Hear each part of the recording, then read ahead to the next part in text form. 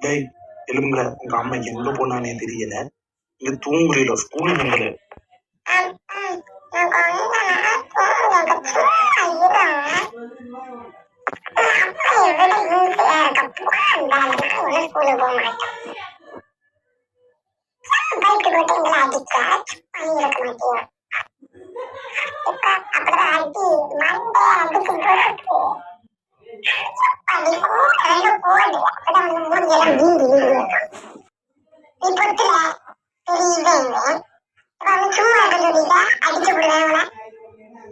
நிறுத்துகிற ஸ்கூலுக்கு போகணும் ஒரு கடி போங்கல தமிழ் பாடம் நாளைக்கு வீட்டுல வச்சு படிச்சுட்டு வந்துருங்க. படிக்காம எவ்வளவுனா அது வந்து பாரு